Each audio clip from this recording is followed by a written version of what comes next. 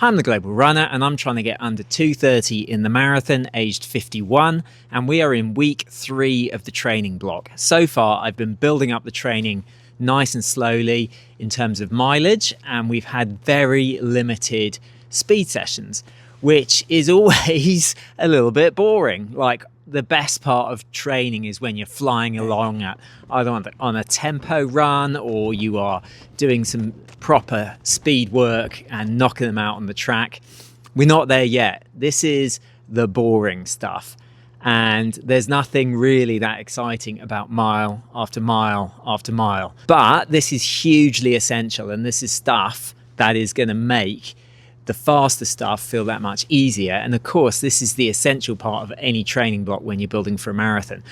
Okay, exercise of the week is a good one. The good old-fashioned box jump. If you don't have a box, you can use any type of bench. I love this one. There are other options. You could do the seated box jump, where you start from a seated position like this and then do the box jump. Or you can have a lower box and do one leg at a time. I try to do most of my strength training one leg at a time. I love that one.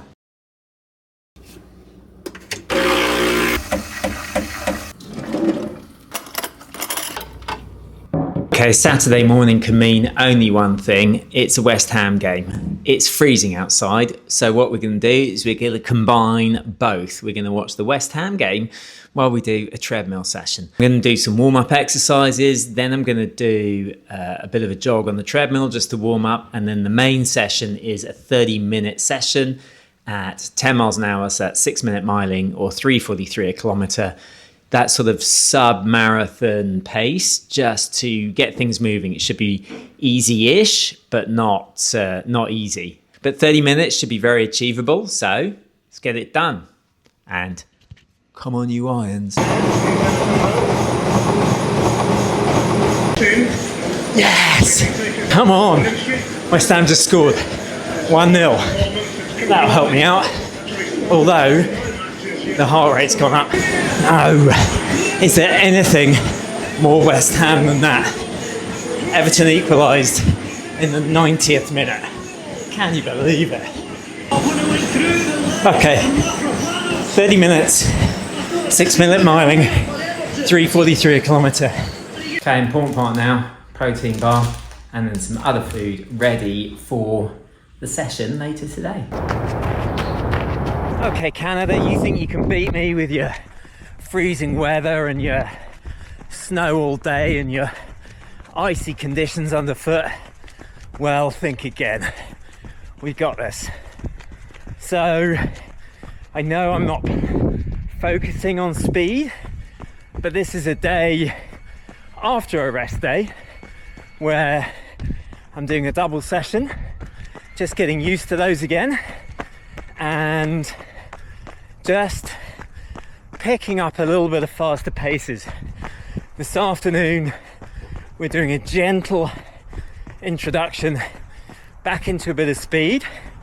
We're doing 15 by a minute on, minute off, and the rest of the week will mainly be heavy mileage again.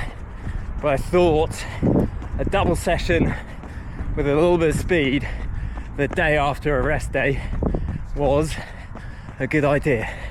So let's see if it is. Okay, maybe I was a bit overconfident there. I didn't get any footage of that. It was cold, slippery underfoot, and just a brutal wind that was bitterly cold. So I focused on form, making sure that I was feeling, the right sensations, not worrying about pace or anything like that, just really trying to get through them. I did all 15, they felt okay. We didn't break any land speed records, but that is also okay. On to the next one.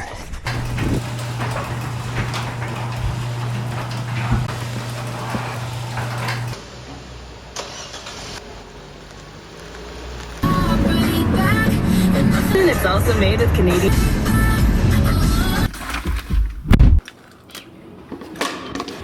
Sunday and I'm out of milk, so I decided to go and grab myself a coffee. It's cold out there at the minute, so I thought I would let it warm up a bit. So I'm going to go for a run at about 11, and I think I might do a 20 miler. I did 16 miles last week. No, I did 16 miles 2 weeks ago, 18 miles last week. So this week I'm going to go for a 20 miler, which is a bit of a landmark in the sort of marathon block, the first 20 miler of the block. So see how it goes. Cheers. I never used to be a fan of scrolling through Strava. I remember it would stress me out, but there are a bunch of people here who I'm looking through who've done like the Barcelona Marathon and long runs and half marathons and those sorts of things, and it's really good to see those and just, you know, look at what everyone else is doing around the globe, and that's really got me energized for today's run. It's definitely not warm, but it's warmer. 20 miles, let's get going.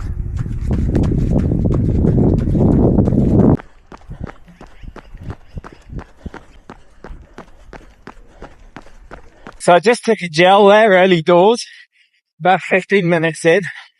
I like taking them after I've started, so the body knows I need it for energy.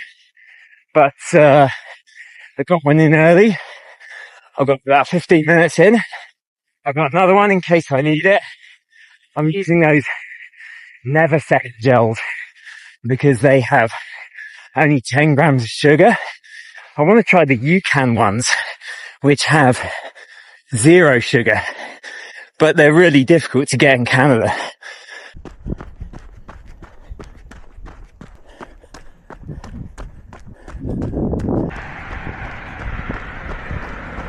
So, we're nearly 18 miles in. We've got about 3 or 4k to go. It's going okay. I'm about to hit 18 miles, which is the longest I've been in a while. So the last 2 miles I think are going to be a bit of a grind, but I'm still operating. That's what counts. So we're just going to see these last 2 miles for what they are, which is a building block. Let's go and get them. There you go, 20 miles on the button. And look at this, I happen to have finished right by a coffee shop. Like, what are the chances of that? Oh man, it is easy to forget how tiring a 20-mile run is. It should be mandatory to have a nap after a 20-mile run. There's a difference. As soon as you get to that 20-mile mark, that's when it gets difficult. So yeah, we did the 20-mile run, got that done. That was exactly 20 miles, which is what, like 32k. I did it at 7:20 a mile, 135 beats a minute, and all the stats are there. That I'll sort of scroll through very quickly. The stamina, I'm never quite sure what that means. This is an interesting one. The training effect was 4.5 aerobic, which is quite a decent exercise load. And on my watch, it's got this exercise load that goes between it's got a range as to what you should be hitting. And I'm right at 1.4, which is within the normal zone, but really pushing to the limit. So I'm going to make sure that I don't over push, but that's really, you know, a useful tool to make sure that I don't over push. There's the laps there on the screen. You can see, generally speaking, pretty reasonable. There were some miles there which were uphill and some which were on ice.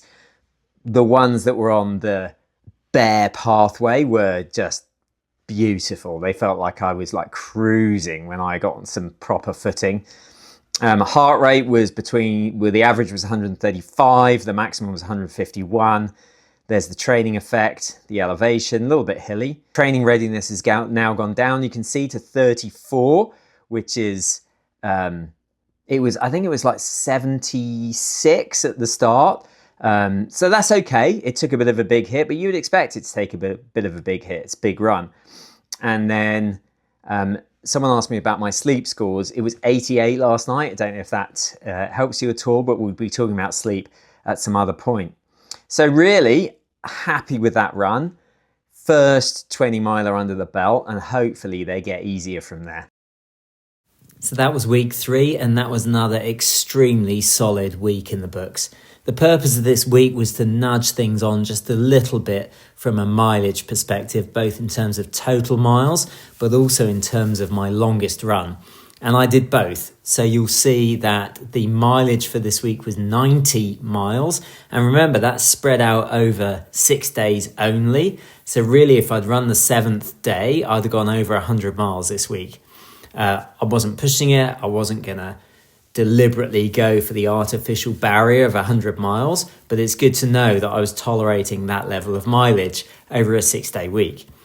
I also wanted to increase the long run, and I got from 18 miles to 20 miles. So we've been nudging the mileage up quite a bit. And now that's 3 weeks in a row where I've been focusing solely on mileage. So the plan next week is to reduce the mileage a little bit, pick up the speed, and then come back to longer mileage the following week. You can see I did a little bit of speed this week. I did some longer tempo efforts, which were good. And I added a few hills in as well. So it wasn't all mileage, but I'm happy with the way things are going. And gotta say, excited to put a few faster miles in next week. It's a rest day, but on rest days I do like to just get the legs moving, just do something. And so I've jumped on the bike just to do half an hour rolling over at any old pace. All right, Friday evening, and I've decided that I need a bit more strength, so I'm just going to use the Runner app here. I bought this a while ago, and I mainly use it for the strength exercises. So we're going to do a bit of a warm up. They do those toe walks, which I'm a big fan of, and they give some really interesting exercises. So we'll see what they've got today and just sort of enjoy it. I like this app because it gives you exercises that you wouldn't ordinarily do. So that's something that I'm happy with. I'm glad I did that. And then what I'm going to do is they usually take about an hour, and then I will add a few more on at the end, ones that I sort of like but that I haven't done in a while, and then we'll see what this brings. So start with a few warm-up exercises and then a little bit of strength. I'm not going to kill myself because tomorrow I've got probably a bit of a longer, I might do a double day tomorrow, so I'm not going to kill myself, but certainly we're going to enjoy doing a few exercises today and see what that brings. I do like strength days. It makes you feel like you're achieving something. So week 3, done. Happy with that. Got the mileage in I wanted and didn't get injured. What more can you ask? So next week, we're going to plan on bringing the mileage down a bit. That's 3 weeks of high mileage. We're going to bring the mileage down, try and increase the pace a little bit, but again, not going too serious. However, next week is spring break. And so it's time to get out of the cold weather and go somewhere much warmer. So make sure you come back next week and find out where it is, because it is going to be a good one. See you then.